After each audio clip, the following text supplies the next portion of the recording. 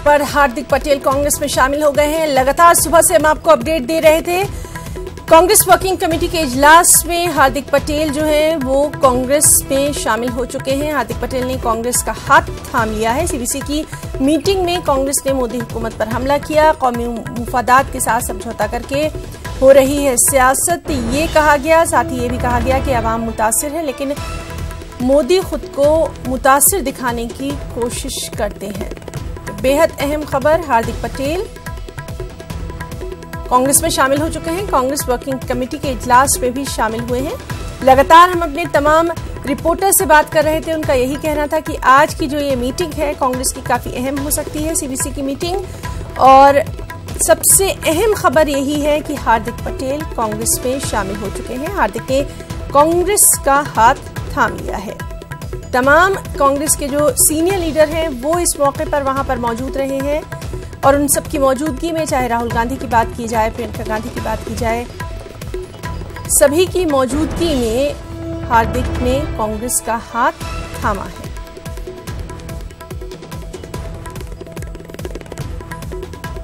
Congress working committee के इजलास में हार्दिक शामिल हुए और वहीं पर उन्होंने बाकायदा कांग्रेस में शमूलियत इख्तियार कर ली। और सीवीसी की मीटिंग में कांग्रेस ने जमकर मोदी हुकूमत पर भी हमला किया और कहा कि कौमी मुफादात के साथ समझौता करके सियासत की जा रही है। कांग्रेस के लीडरों ने यह भी कहा कि अवाम मुतासिर है, लेकिन पीएम खुद को मुतासिर दिखाने की कोशिश करते हैं। तो नाज़रीन, एक बार फिर से आपको बताएं कि इस वक्त की बेहद अहम खबर, हार्दिक पटेल कांग्रेस में शामिल हो गए हैं। कांग्रेस वर्किंग कमेटी के इजलास में हार्दिक शामिल हुए। सीवीसी की मीटिंग में हार्दिक ने कांग्रेस का हाथ थाम लिया है। लगातार सुबह से हम आपको अपडेट दे रहे थे कि किस तरह से आज अहमदाबाद में कांग्रेस का जो अहम इजलास है वो मुनक़िद हो रहा है। इससे पहले हमने आपको दिखाया था कि किस तरह से इस अहम इजलास में तमाम लीडर मौजूद हैं और आगे आने वाले चुनाव की हिकमत अमली पर यहाँ गौर-व-ख़ौज़ किया जा रहा है।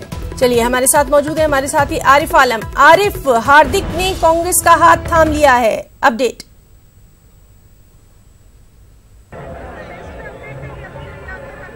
जी ना, जिस तरीके से देखें, काफी दिनों से कयास लगाया जा रहा है कि हार्दिक पटेल कांग्रेस में कब शामिल होंगे, लेकिन आज उन्होंने बाकायदा कांग्रेस ज्वाइन कर लिया है। सीडब्ल्यूसी की जो मीटिंग हो रही थी अहमदाबाद के शाहीबाग इलाके में मौजूद सदमार स्मारक भवन में, वहां पर हार्दिक पटेल पहुंचे।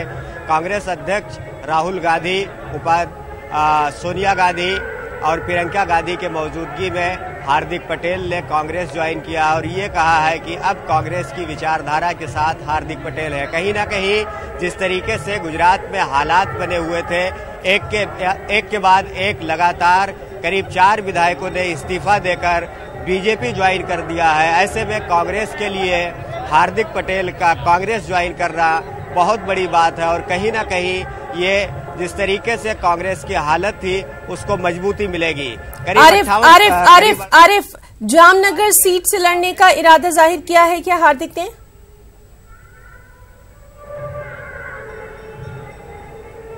जी बिल्कुल, हार्दिक पटेल कांग्रेस ज्वाइन करने से पहले ही अपने ट्विटर अकाउंट पे एक मैसेज दिया था कि जल्द ही या 12 तारीख को जो कांग्रेस का वर्किंग कमेटी की मीटिंग होगी उसमें कांग्रेस ज्वाइन करेंगे और उन्होंने उस दौरान ये भी ऐलान किया था कि जामनगर से कांग्रेस के वो उम्मीदवार बनेंगे। लेकिन कहीं ना कहीं अभी तक कांग्रेस पार्टी के तरफ से ऑफिशियल ऐलान नहीं हुआ है, लेकिन जिस तरीके से बीजेपी की रणनीति है उसको देखकर ऐसा लगता है कि कांग्रेस जामनगर से जरूर उनको मैदान में उतारेगी। क्योंकि अगर कुछ दिन पहले की बात करें तो रविंद्र जडेजा की जो वाइफ है रीवा बा, वो बीजेपी में शामिल हुई, तो ऐसा माना जा रहा है कि कांग्रेस के सामने वो टक्कर देंगे। अगर वहां के मौजूदा एमपी की बात करें तो वहां से पूनम माडम है, उसके बाद में कई ऐसे एमएलए जिन्होंने कांग्रेस का साथ छोड़ा उसके बाद में बीजेपी में शामिल हो गए, वो भी जामनगर के साथ। आरिफ, आपसे यहाँ ये जरूर जानना चाहेंगे आरिफ कि जिस तरह से हार्दिक पटेल कांग्रेस के तमाम अहम लीडर्स की मौजूदगी में आज उन्होंने हाथ थामा है और कांग्रेस ने भी हार्दिक काफी खैर मकदम किया है और उनको अपने तमाम जो अहम लीडर है। अगर हम ये स्ट्रैटेजी देखें तो यानी कांग्रेस ने बहुत सोच समझ के ये कदम उठाया।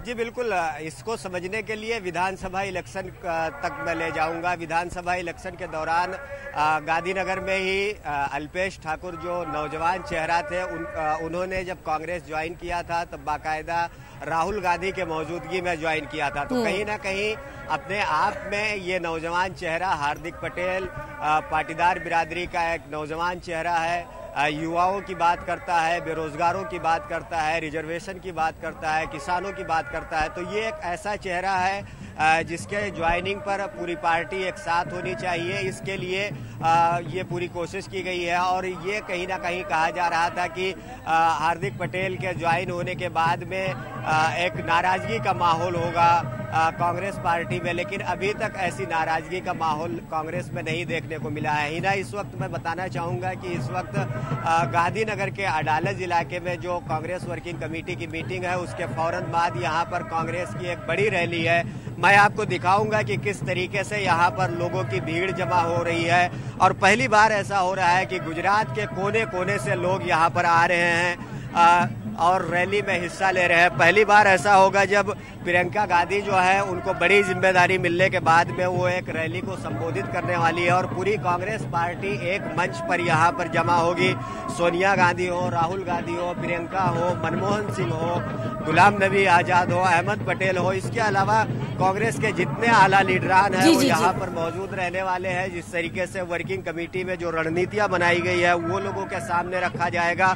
और जिस तरीके से कांग्रेस में पिछले दिनों देखा गया कि करीब 4 एमएलए इस्तीफा देकर बीजेपी में शामिल हो गए, उसकी वजह से कहीं ना कहीं कांग्रेस थोड़ी सी कमजोर नजर आ रही थी। लेकिन जो भीड़ अभी देखने को मिल रहा है, जितनी बड़ी तादाद में कांग्रेस के हामी यहाँ पर आरिफ, आपसे ये भी हम जानना चाहेंगे, जिस तरह से कहने को तो प्रियंका गांधी को यूपी की कमान दी गई है, लेकिन उनका पहला जो इंट्रोडक्शन होगा वो गुजरात से हो रहा है, यानी सीधे सीधे बीजेपी को घेरने की तैयारी है कांग्रेस की। जी बिल्कुल, साफ तौर से कहे कि कांग्रेस बीजेपी के गढ़ में आई है। अमित शाह, प्रधानमंत्री नरेंद्र मोदी के गढ़ में ये जनसभा होने वाला है। कांग्रेस वर्किंग कमेटी के बाद फौरन वहां पर खाना खाया जाएगा। खाना खाने के फौरन बाद गांधीनगर के लिए तमाम लीडरान रवाना होंगे। वहां से यहां आने के लिए बाकायदा एक बस बनाई गई है। अगर बस की बात करें तो उसपे भी पहले इसको जन संकल्प रैली का नाम दिया गया था, लेकिन उसके बाद में इसको जय जवान जय किसान के नारे के साथ में इस रैली का आयोजन तो बहरहाल आज वहां क्या कुछ होने वाला है उस पर भी लगातार हमारी नजर जो है वो अपने तमाम साथियों के जरिए बनी रहेगी। बहुत बहुत शुक्रिया आरिफ आपका इस तमाम तर जानकारी के लिए। आगे भी हम आपसे अपडेट लेते रहेंगे।